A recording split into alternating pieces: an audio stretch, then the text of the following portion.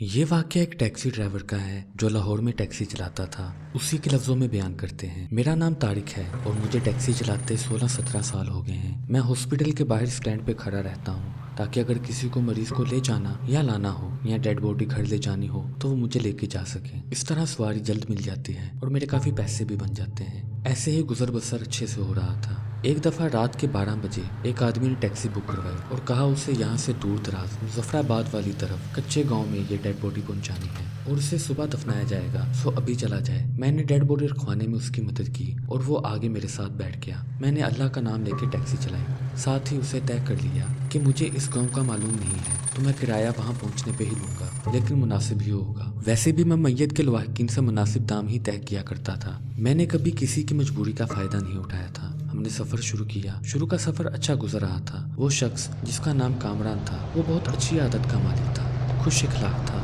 اس لیے وقت گزرنے کا احساس نہیں ہو رہا تھا اور سفر اچھا کٹ رہا تھا۔ رستے میں مجھے بھوک لگی۔ میں نے اسے کہا کہ آؤ کچھ کھاتے ہیں اور ہم نے رستے سے ہی ہلکا پھلکا کھایا اور دوبارہ چل پڑے۔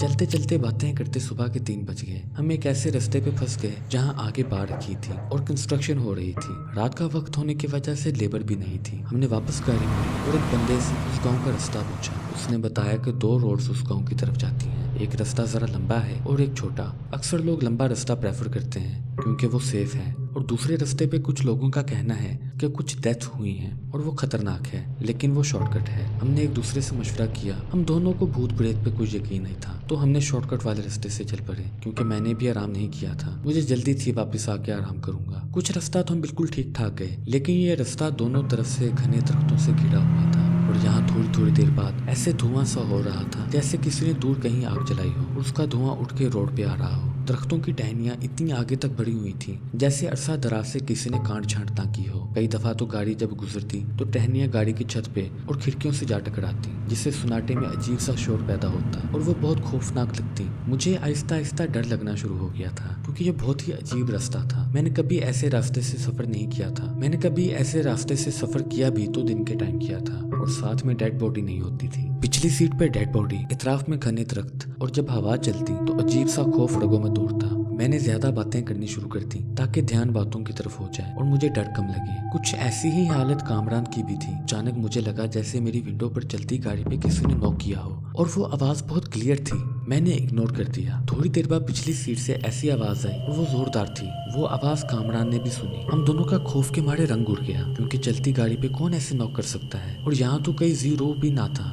ابھی ہم اسی خوف میں تھے کہ اچانک گاڑی میں ٹھنڈک پڑنے لگی اور ہمیں گاڑی پیچھے سے بھاری محسوس ہوئی جیسے کوئی آ کے بیٹھا ہو۔ ہم نے ہمت کر کے پیچھے مڑ کے دیکھا، کوئی نظر نہ آیا۔ اس کے بعد عجیب سی آوازیں جیسے کوئی گھڑا رہا ہو زور زور سے دستک سنائی دینے لگی۔ میرا گاڑی پہ کنٹرول نہ رہا اور گاڑی لڑکھڑانے لگی۔ کامران مجھے دلاسے دینے لگا اور کہنے لگا تم ہمت کر کے گاڑی چلاؤ اور پیچھے مڑ کے نہ دیکھو۔ میں نے دوبارہ گاڑی سٹارٹ کی اور ساتھ ہی مجھے ایسے محسوس ہوا جیسے میری گردن پہ کسی نے چھوا ہو، اور اچانک سے ارد گرد کے درختوں سے کچھ کتے نکلے اور وہ ہماری گاڑی کے پیچھے بھاگنے لگے۔ گھنے سائے دار درخت جن کے سائے جنوں جیسے دکھ رہے تھے، درختوں کی ٹہنیوں سے نکلتی خوفناک آوازیں، ہوا کی سرسراہٹ اور ہوا کی وجہ سے پتوں کے اڑنے کی آوازیں، اور پیچھے ڈیڈ باڈی کے ساتھ جیسے کوئی اور مخلوق ہو، اور پیچھے کتوں کی بھونکنے کی آوازیں۔ یہ سب بہت خوفناک منظر پیش کر رہا تھا۔ مجھے نہیں پتا مجھ میں کیسے اتنی ہمت آئی، یا شاید میں اس سچویشن سے نکلنا چاہ رہا تھا۔ میں نے زور زور سے تلاوت شروع کی اور اپنی پوری طاقت گاڑی کو بھگانے میں لگا دی۔ کامران اونچی آواز میں درود پاک پڑھ رہا تھا۔ اس کی برکت سے یہ ہوا کہ وہ چیز جو مجھے پیچھے محسوس ہو رہی تھی لگا جیسے نکل گئی ہو، اور اس کے ساتھ وہ ٹھنڈک کا احساس ختم ہو گیا۔ میں اور کامران پسینے سے بھیگے ہوئے تھے اور ہماری حالت گہر ہو رہی تھی۔ ہم نے تلاوت و درود پڑھنا نہ چھوڑا۔